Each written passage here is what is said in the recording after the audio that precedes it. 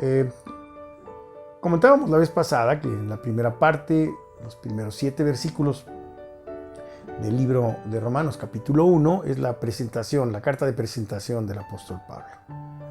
Él se expresa como siervo de Dios. La palabra que usa para decir siervo es la palabra doulos, que significa el siervo que no tiene derechos. Había diferentes tipos, en aquel entonces se mencionaban de esclavos, pero había los trabajadores asalariados, como puede ser cualquier trabajador hoy comúnmente. Pero había aquellos que eran parte de la casa, eran parte de la familia, considerados parte de la familia. Todos conocemos el pasaje del centurión que le va a pedir a Jesús que sane a su siervo. ¿Por qué? Porque era parte de su familia, porque amaba al siervo como si fuera parte de su familia.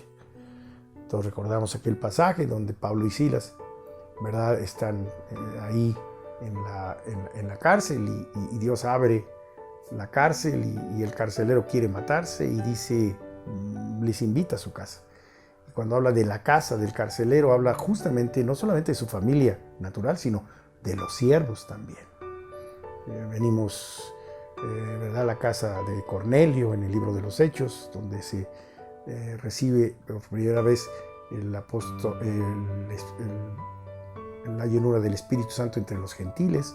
Igual, ahí había siervos, gente cercana. Cuando se habla de mi casa, se habla no solamente de las personas naturales de aquellos, sino de aquellos siervos que formaban parte de la familia. Gente que no tenía otro derecho más que ser para él. Pablo se menciona como siervo de Jesucristo, un hombre esclavo del Señor. Gracias, porque tú y yo, antes que otra cosa, somos esclavos. Somos y vivimos bajo el señorío de nuestro Señor Jesucristo. Él dice y nosotros obedecemos, porque has puesto en ti y en mí un espíritu de obediencia para que obedezcamos su palabra. Entonces, los primeros 7 versículos de la carta de presentación mencionamos como aspectos más importantes el hecho de la persona de nuestro Señor Jesucristo en su carácter de hijo de hombre, según la carne, procedente del linaje de David, y según el Espíritu Santo, hijo de Dios, que se mostró el Espíritu Santo su poder por la resurrección de entre los muertos. Fue la gran señal que confirmó el mesianismo de nuestro Señor, o la mesianidad de nuestro Señor Jesucristo.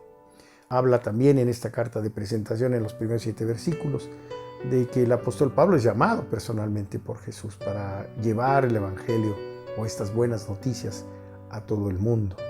Habla de la gracia con la que esto se recibe, de esa palabra que no alcanzamos a la gran dimensión. Cuando hablamos de la palabra gracia en la Biblia, no alcanzamos, nuestra mente natural no da para entender, solo poder disfrutar de la gracia de Dios. Pero mientras más reflexiona uno en ellos, no alcanza uno a entender el por qué un Dios santo, el Dios supremo, el Dios altísimo que nosotros tenemos, el único Dios vivo y verdadero, puso su gracia sobre cada uno de nosotros. Nunca, por lo menos en nuestras vidas naturales, alcanzaremos a entender esto. Nuestro proceso de salvación terminará en la glorificación, cuando dice la palabra seremos semejantes a Él, cuando entenderemos muchas cosas que hoy apenas en nuestra mente natural esbozamos.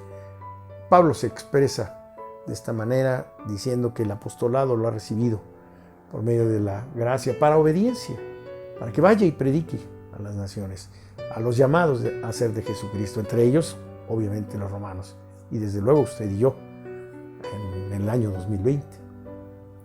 Y vamos a continuar con la segunda gran parte, que es una oración que hace el apóstol Pablo, en donde quizá hagamos algún énfasis en 2 o 3 versículos, y la exposición, la introducción del gran tema de lo que va a tratar esta carta, que también recordamos es la transmisión de la revelación de Jesús por el Espíritu Santo nuestro apóstol, a nuestro hermano Pablo, y en donde él va a darnos a conocer lo que le fue revelado por Jesucristo mismo y todo lo que es la gracia. Vamos a encontrar qué significa el llamamiento, vamos a encontrar qué significa la regeneración, vamos a encontrar qué significa la justificación, todo el evangelio de gracia que hoy usted y yo disfrutamos. Entonces tenemos aquí en el libro de Romanos una oración que levanta él y que es una oración universal, una oración que nos alcanza todavía a usted y a mí. Y a partir del versículo 8 al versículo 15 dice así la palabra. Primeramente doy gracias a mi Dios mediante Jesucristo con respecto a todos vosotros de que vuestra fe se divulga por todo el mundo.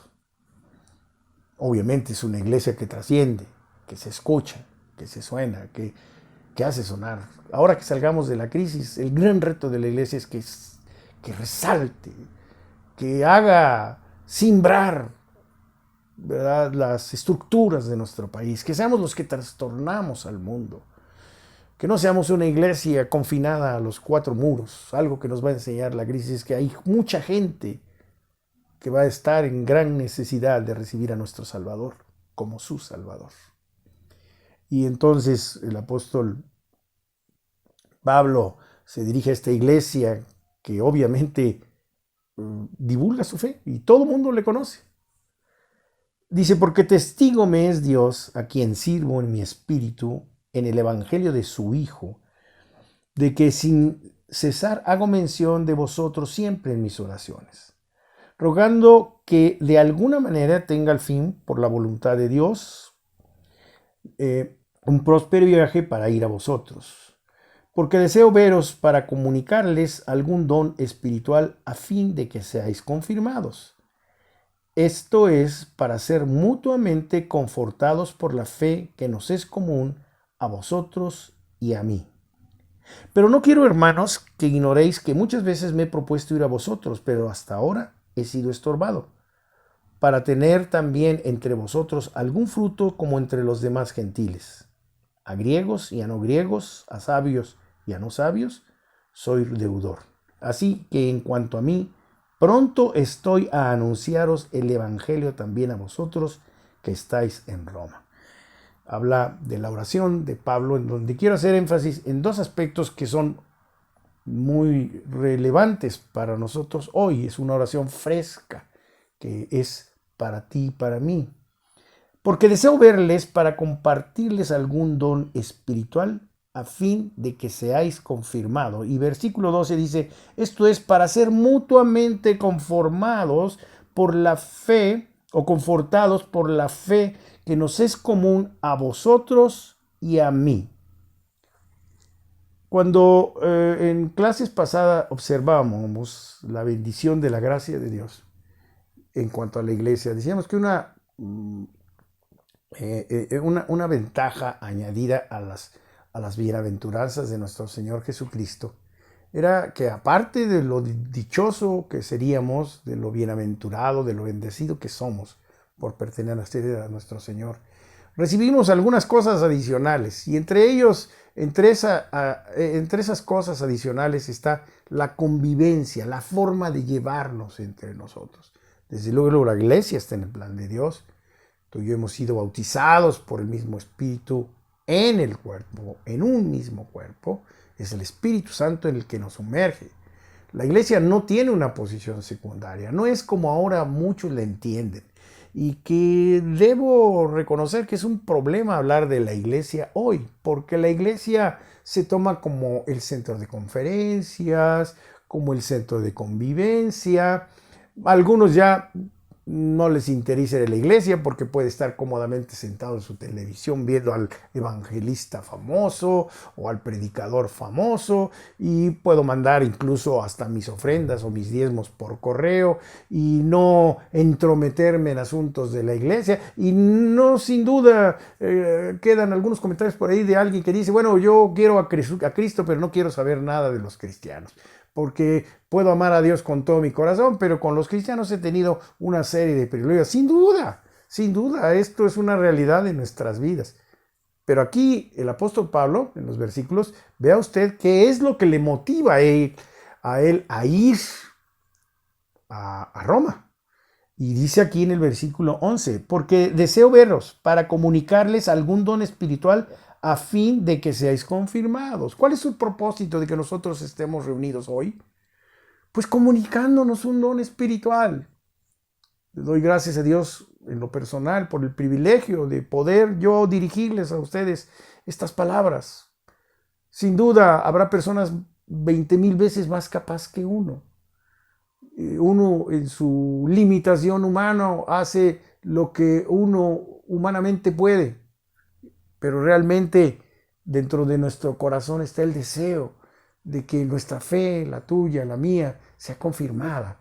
Dice, para que tú y yo, dice, seamos confirmados, afirmados en la fe. ¿Cuál es el propósito de que estemos juntos? ¿Por qué yo deseo ir a la iglesia? ¿Por qué Pablo desea ir a la iglesia de Roma? Pues para comunicarles un don espiritual y así mutuamente.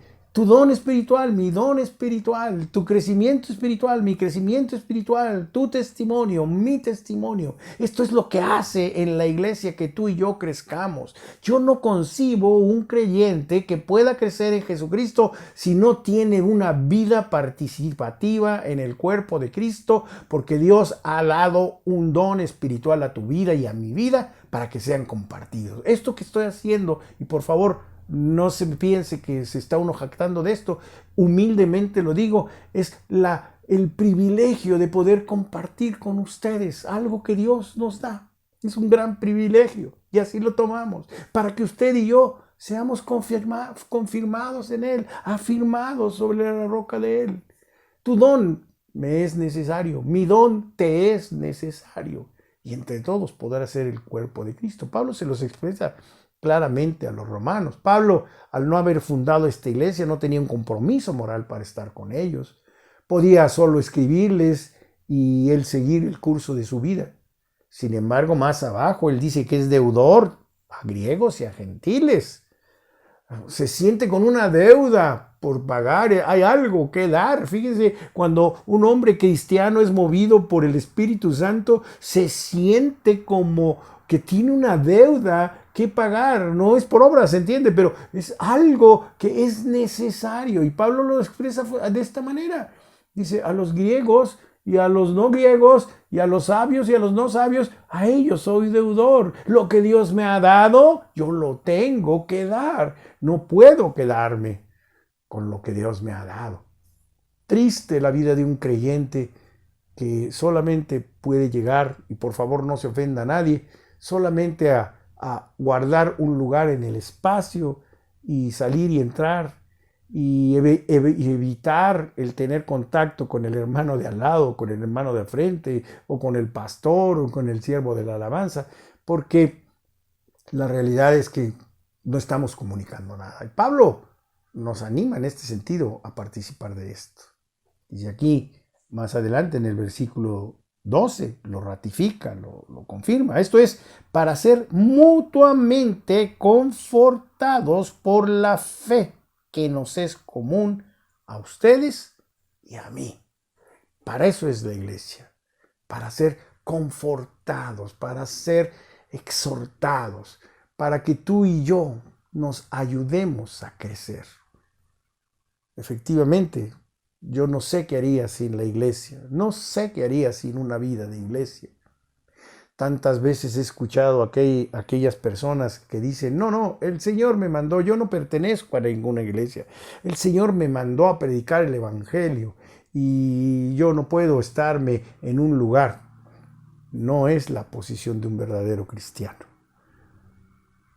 La posición de un verdadero cristiano es que estamos trayendo a nosotros una mutua consolación. En estos tiempos, ¿será necesario consolarnos mutuamente? Claro que sí. ¿Será necesario ayudarnos mutuamente? Claro que sí. Sin duda vamos a vivir tiempos muy difíciles y la iglesia tiene que ser muy solidaria entre sí y cerrar el cuerpo de Cristo en el buen sentido de la palabra para poder transmitirle a tanta necesidad que se va a presentar. Todo mundo dice que vamos a vivir la crisis económica más severa en los tiempos que yo, teniendo 70 y tantos años, hemos vivido.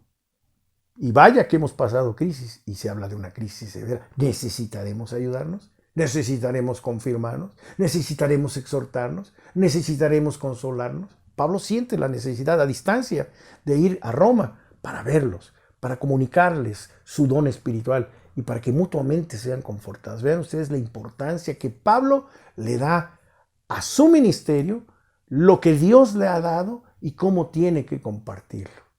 Qué triste es el ministro que, teniendo dones de Dios, se jacta de ellos, se envanece de ellos, se pone sobre los demás, que espera recibir todo reconocimiento. Y estamos llenos hoy en la iglesia moderna de este tipo de personajes. Estamos llenos hoy de esto. Espero que usted y yo nunca nos suceda. Estamos para servirnos, para ayudarnos, para conformarnos mutuamente. El gran apóstol Pablo, el hombre que recibió la revelación de Jesucristo, el hombre que quedó 3 días ciegos después de que nuestro Señor Jesucristo le dijo: Pablo, Pablo, ¿a quién persigues? Que lo derribó del caballo. Ese gran Pablo que podía jactarse de muchas cosas, dice: quiero ir con ustedes para ver qué podemos transmitirnos, para ver si yo les puedo ayudar con algún don espiritual. Y él se reconoce como deudor a cualquier tipo de persona. Tú y yo hemos recibido de gracia. ¿Por qué no transmitir lo que Dios nos ha dado de gracia? No solamente en el conocimiento del Evangelio, sino aún en las cosas materiales. Son tiempos de retos para la verdadera iglesia. En este sentido hay que darle gracias a Dios porque la crisis por la que estamos terminando de pasar, esa crisis va a servir para que de la iglesia salga algo fresco. Bienvenidas las nuevas generaciones. Aquí hago un paréntesis, porque también algo que yo saqué de conclusión es que es tiempo de las nuevas generaciones, es tiempo de los jóvenes. Oyendo a un pastor famoso por sus predicaciones, por lo menos a mí me gusta mucho cómo enseña el pastor Miguel Núñez, tengo entendido que es de Puerto Rico. Él hablaba que ahora que salieron a la nueva normalidad, se extrañaba de que el 25% de los jóvenes era el que solo había regresado a participar en la vida de la nueva normalidad de la iglesia. El resto de jóvenes no se había presentado. ¿Qué será que Dios vino y sacudió su árbol? Es una pregunta que tendremos que ir despejando con el tiempo. Tiempos de reto, donde sin duda eso que va a quedar es porque hemos perseverado en la fe de Jesucristo, enfrentando tribulación, sin duda viviendo sus consecuencias. Pero eso es lo que vamos a enfrentar, y especialmente las nuevas generaciones. Es tiempo de las nuevas generaciones. Nosotros estamos ya entregando la estafeta.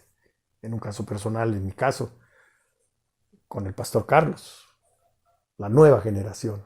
Él tendrá en breve que tomar totalmente la dirección de la iglesia y quedar uno como consejero para enseñar, para ayudarlos en lo poco que uno pueda espiritualmente con el don que Dios nos ha dado.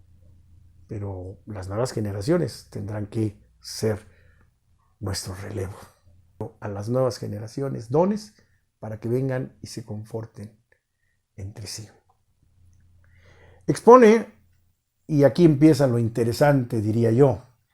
Desde luego, en estos versículos del 8 al 15, es la oración de Pablo, ¿verdad?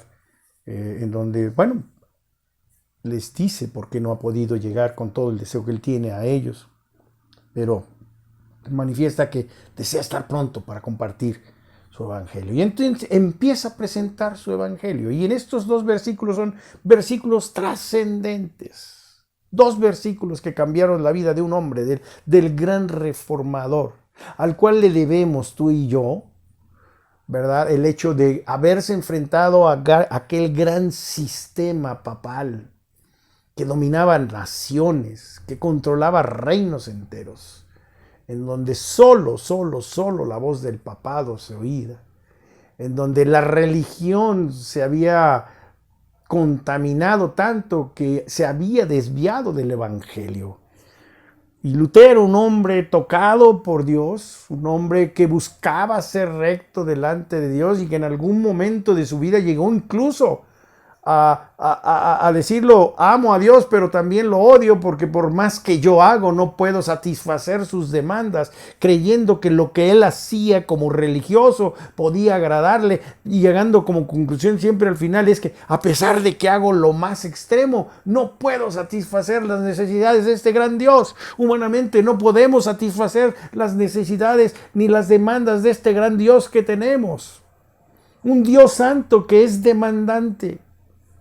Sed santos como yo soy santos, dice el Señor. Vaya que si no es una demanda ser santos. Humanamente imposible de serlos, pero gracias a Dios por Jesucristo. Estos dos versículos cambiaron la vida de este hombre. Y cambió la vida y la historia de la iglesia cristiana. Usted y yo hoy estamos aquí compartiendo el Evangelio libremente por la vida de ese hombre. Porque encontró en estos dos versículos la respuesta a su gran necesidad. Un hombre que caminó todo el camino religioso, que en el transcurso de su vida, recordemos que él se preparó para ser sacerdote, y en su misa de iniciación, en su misa de consagración, por el gran peso de su culpa pecaminosa, cuando llegó el momento de lo que se conoce como la consagración del vino y el pan, él no pudo hacerlo. Otro tuvo que terminar el oficio de la misa porque él se sentía indigno por la creencia que se tiene en la Iglesia de Roma de que ese pan y ese vino son realmente el cuerpo y la sangre de Jesucristo. Ese pan y ese vino, él era un pecador que no podía tener entre sus manos el cuerpo de Cristo. Tal era su peso personal, su pecado le acusaba, y era un religioso. Y obviamente llega a ser maestro de universidad, inicia un curso acerca del libro de Romanos, y un buen día se encuentra con estos dos versículos que transformaron la vida de la historia de la iglesia moderna, en donde tuvo que romper con ese gran sistema dominante que era el sistema católico romano. Nunca se imaginaron nadie que un hombre de un lugar de Alemania pudiera ocasionar este trastorno. ¿Y por qué? Él es objeto de la obra de Dios. ¿Cómo es utilizado por Dios cuando se le revela esta verdad?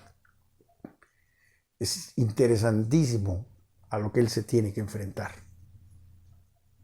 Y le damos gracias a Dios, porque por él le debemos el que usted y yo hoy estemos leyendo libremente la palabra de Dios y ayudados por el Espíritu Santo, interpretándola y trayéndola a nuestras vidas.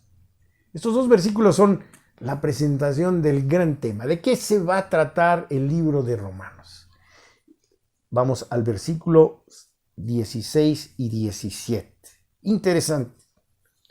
Porque no me avergüenzo. Recuerden que él está diciendo, soy deudor de todos y yo estoy presto a ir. Y les dice, porque yo no me avergüenzo del Evangelio. A mí no me apena compartir el Evangelio. Hoy es criticado el cristiano. Vean ustedes los movimientos que se están dando, el movimiento feminista, el movimiento ¿verdad? Que viene a través de la educación, a través de las reformas de género, etcétera, ¿verdad? ¿Cómo son vistos los cristianos? Como retrógrados, como personas que no quieren avanzar, como quienes atentamos contra derechos humanos. Y nos encontramos en medio de una gran crisis social en donde tenemos que decir lo mismo que Pablo: no me avergüenzo del Evangelio, no me avergüenzo del Evangelio. No me avergüenzo de dar las buenas noticias, porque dice la palabra, porque es poder de Dios. El evangelio tiene poder. La palabra dinamis, poder, fuerza. Eso que realmente hace el Espíritu Santo. Vaya que sin duda creemos en los milagros y en las señales y en las sanidades. Pero lo más poderoso que tiene el evangelio usado por el Espíritu Santo es la transformación de tu vida y la transformación de mi vida. Eso es poder. Poder es aquel que pudo cambiar a un simple pecador, a un horrible pecador. Aquí no se trata de quién peca más o quién peca menos. A lo mejor uno nunca llegó a cometer un crimen físicamente hablando, pero uno era lo suficientemente egoísta o lo suficientemente orgulloso para creerse, como dirían los jóvenes, la última Coca-Cola del desierto y ser un manojo de orgullo y ver a los demás por arriba del hombro. Ese gran pecador. O sentirte, por el contrario, una humilde hormiguita, ¿verdad? Menospreciándote, viviendo siempre o queriendo vivir siempre de la lástima. No lo sé cuál fue tu vida, pero una cosa sí sé. Cuando llegó el Evangelio a tu vida y a mi vida, el poder del Espíritu Santo se manifestó y algo empezó a pasar. Algo que todavía no termina. Que precisamente a través de saber las buenas nuevas, de esto que se conoce como las buenas nuevas de Dios, transmitidas en su palabra, esto transforma tu vida y mi vida, transforma familias. Te diría yo en un plan muy sencillo, y lo digo nuevamente con humildad, transformó la vida de mi familia, sanó a mis hijos. Sobre todo, el poder del Evangelio permitió que generaciones mías hoy estén consagradas para la obra de Dios. Eso es una bendición de Dios. Eso yo no lo hubiera podido lograr humanamente hablando. Es el poder del Evangelio. Cuando se les da a los bebés desde chiquitos, cuando se les enseña desde chiquito, algo sucede, que no es por la obra de uno. Uno nada más obedece, simplemente obedece. Pero algo empieza a suceder en la vida de los niños, en la vida de los nietos, y empieza a suceder en la vida de tu esposa. Empieza a suceder. Y en mi caso muy personal pudiese yo dar el testimonio de dos personajes, hombre y mujer, que a lo mejor llegó un momento en que nos veíamos solamente para lo únicamente y estrictamente necesario para ver cómo está lo de la cuestión del gasto, etcétera, y dedicarse yo a lo mío y mi esposa a lo suyo y no hablar más allá. ¿Cómo Dios puede transformar por medio del Evangelio? Porque tiene poder. El Evangelio tiene poder. Y otra vez vamos al tema de los paralelismos que se dan en la Biblia. Dice, porque no me avergüenzo del Evangelio porque es poder de Dios para salvación. Para salvación. La palabra salvación del griego sotería, que significa estar a buen resguardo, ser guardado por la mano de Dios. ¿De qué nos salvó Dios? Sería la pregunta. ¿De qué nos salva Dios? Lo primero que nos va a expresar Pablo es que nos salva de la ira de Dios. Nos quita de la ira de Dios. ¿Pero de qué nos salva? De ser esclavos del pecado. Ese pecado que te aleja de Dios. Ese pecado que no te permite tener una conexión íntima con Dios, ese pecado que arrastras y que ofende a Dios. Tiene poder el Evangelio.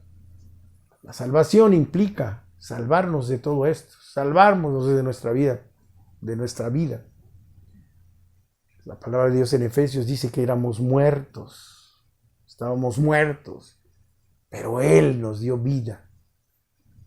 Pero Él, los grandes peros de Dios, pero Él nos dio vida. ¿Por qué? Porque el Evangelio llegó a nuestras vidas. Dice, a todo aquel que cree, es salvación para ti y para mí. Obviamente, al judío y también al griego. Se está dirigiendo a una iglesia mixta. Como lo hemos dicho, él ha tenido ya la experiencia de los Gálatas, en donde vienen diciendo estos cristianos, hay que hacer obras, hay que hacer algo, tenemos que nosotros satisfacer las demandas de Dios en lo personal. Y el evangelio de la gracia de Dios te dice, no, espera, Jesús ya hizo eso que tú no puedes hacer. Aquello no nos salva, es Jesús es el que salva. Y dice en el versículo 17, porque en el Evangelio, en las buenas nuevas, en el mensaje de Dios, que es Jesucristo mismo, recuerden lo que dice, es el Evangelio de Dios, Jesucristo fue el que trajo las buenas nuevas, el que hizo posible las buenas nuevas a tu vida y a mi vida. Dice, en el Evangelio, la justicia de Dios, este gran tema que subláyele usted, que solamente ahí voy a terminar mi intervención hoy. ¿Qué es la justicia de Dios? Dice, porque en el Evangelio la justicia de Dios se revela por fe. Esto es por fe. Y la fe no viene del hombre. Tú y yo no tenemos fe. El Espíritu Santo tiene que hacer una obra regeneradora, volverte a hacer a nacer para que tú tengas fe. Primero tienes que nacer de nuevo para tener fe. Ningún hombre que nazca naturalmente en esta vida, ¿verdad?, podrá tener la fe humana, esa fe que lo lleva a religiones o que lleva a conceptos falsos de cómo salvar su vida. Esa fe que no es la fe bíblica, que no es la fe que salva, la fe salvadora. La fe salvadora es el resultado de la obra del Espíritu Santo en tu vida y en mi vida a través de la regeneración. Tú tienes que nacer de nuevo para que puedas ver el reino de Dios. ¿Y cómo lo puedes ver el reino de Dios? Por medio de la fe. ¿Y cómo lo vamos a revelar? Por medio de las Escrituras. Dice acá, porque en el Evangelio la justicia de Dios se revela por fe y para fe. ¿Quieres tener más fe? La palabra de Dios. Hoy, algunas corrientes de la iglesia moderna dice, para fe hay que repetir. Repite y repite. Embarázate de tu fe. Se enseña lo que en metafísica se conoce como pensamiento positivo. Si quieres algo, si deseas algo, grábatelo, aquí, concíbelo, aquí, tenlo. Y ya una vez que lo tengas bien conseguido, exprésalo. Y entonces la fe, ¿verdad?, surge y las cosas se hacen posibles. Y hace del hombre Dios. Otra herejía moderna. La fe que salva es la fe que se da por el conocimiento del Evangelio. No por lo que tú deseas en tu mente o incluso tu corazón te puede engañar. No es por lo que tú dices. Reclámalo por fe, se menciona ahora. No es así. El Evangelio es para fe. Tú y yo necesitamos del Evangelio. Y dice aquí, como está escrito, mas el justo, o sea tú, vivirá por la fe. Vivirá por la fe. Un verbo que en griego se conoce, ¿verdad?, como un aoristo. Es un verbo continuo. El justo siempre estará viviendo por medio de la fe. Una corriente, un sector importante de la iglesia, respetable desde luego, menciona que la fe se puede perder, porque hace énfasis en la fe humana, en esa pequeña porción de fe que pudo tener o quedar en el residuo como residuo en un hombre caído. La Biblia no menciona, lo vamos a ver en Romanos. Romanos es muy contundente con esto. Cuando Dios salva, salva. Pero cuando Dios salva, hace toda la obra de la salvación. Y dice otra vez el libro de Efesios, Él pone el querer, el libro de Filipenses, Él pone el querer como el hacer, y lo que Él empieza, Él lo termina. De tal manera en que el salvo siempre estará perseverando en la fe. Pero tú y yo tenemos la responsabilidad. Me quedo en el tema, dice, porque en el Evangelio la justicia de Dios se revela por fe. Va a abrir como primer capítulo, como primer parte de su teología sistemática de Romanos, el aspecto de qué es, ¿verdad? Esto de como la justicia de Dios, del griego dikaiosone, la justicia de Dios. Y quiero leerles brevemente, para terminar, una definición que a mí me pareció interesante de un comentarista bíblico del libro de Romanos. En lo que es la justicia de Dios, me pareció interesante y lo trataremos de analizar. ¿Qué es la justicia de Dios? La primera parte que va a decir, bueno, el Evangelio se revela por fe y para fe, ¿verdad? De tal manera que por medio de esto la justicia de Dios se revela, ¿no? ¿Cómo se revela? Por fe. ¿Para qué? Para fe. La justicia de Dios. Te corre el velo. ¿Qué es la justicia de Dios? Lo primero que tú y yo debemos de tener claro es, ¿qué es la justicia de Dios? ¿Por qué tú y yo somos declarados justos? ¿Por qué tú y yo cumplimos las demandas hoy de un Dios santo? Cuando nosotros vemos hacia nosotros que no tenemos nada de santos. Tal vez estamos lejos de ese ideal bíblico y sin embargo somos santos, somos justos. Porque Dios hizo algo. Por eso son buenas nuevas. Si dejara la tarea en mí, si no me diera su Espíritu Santo, si yo tenía que esforzarme para alcanzar esto, como obviamente los judaizantes lo dicen, no es que tienes que circuncidarte, es que tienes que guardar las leyes naturales, es que la diferencia entre alimentos, es que no debes de comer, es que... Pero así no. Es la obra del Espíritu Santo en tu vida. Y vean ustedes lo que dice esta definición de la justicia de Dios. La justicia de Dios se refiere a la actividad de Dios, hablando del Padre, en Cristo, mediante la cual Él, o sea, Dios, cumple su pacto de promesas. Todo en Cristo. Todo en Cristo. Entonces, ¿en quién se cumplen las promesas? En Jesucristo. Todas las promesas son dadas a Jesucristo. Tú y yo somos coherederos con Cristo. Es una promesa. Él es heredero. Tú y yo somos coherederos de las promesas de Dios. Dice, la cual Él cumple su pacto de promesas. Efectúa la satisfacción de su propia santidad en la muerte y resurrección de Jesús por el pecado del hombre. Dice aquí este comentarista, efectúa la satisfacción de su propia santidad en la muerte y resurrección de Jesús por el pecado del hombre. ¿Qué quiere decir esto? Que en Jesucristo, en su muerte y resurrección, Dios cumple las necesidades de la santidad que fue afectada por la caída del hombre. Fue afectada su santidad. Por eso tú y yo perdimos la relación con Dios por haber pecado con Dios. Bendito sea el día en que el Evangelio se reveló a nosotros y pudimos encontrar que hay un Salvador que fue a la cruz por ti y por mí, que tomó nuestro lugar y que fue ofrecido al Padre como ofrenda para ti y para mí. Y en Él, en Cristo, recibe la satisfacción. Él ha pagado. Por eso las palabras últimas de nuestro Señor Jesucristo: todo está consumado, todo está pagado, no hay deuda que pagar. Jesucristo pagó tu deuda y mi deuda.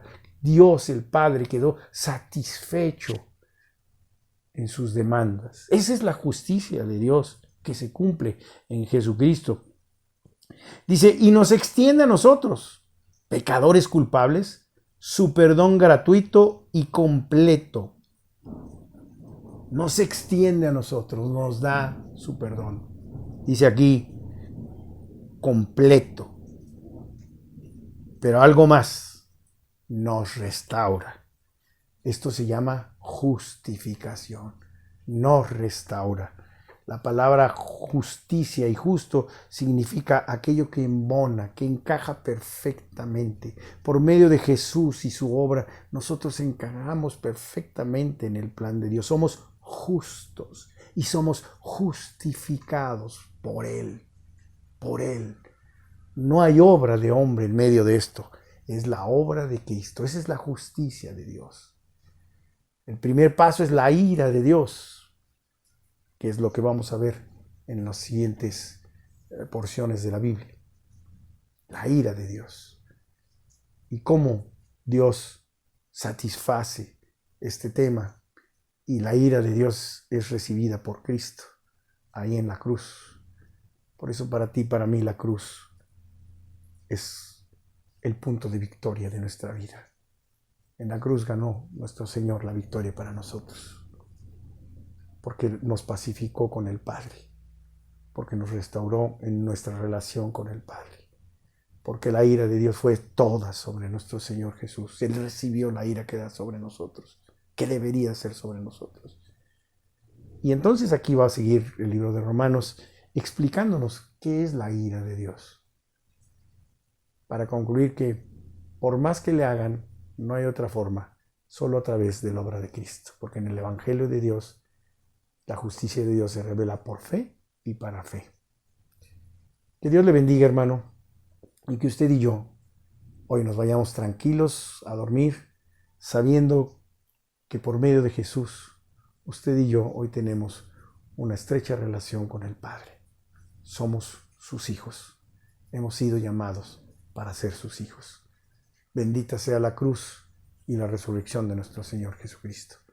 Bendita sea la justicia divina de Dios, que en Cristo a ti y a mí nos justificó. Que Dios le bendiga y que la reflexión de esta palabra le motive a usted a que vaya usted a su Biblia y mediante la oración el Espíritu Santo le haga mostrar todos estos grandes beneficios. Es por gracia. Siéntase perdonado para siempre por la obra de Jesús. Que Dios les bendiga, mis amados hermanos.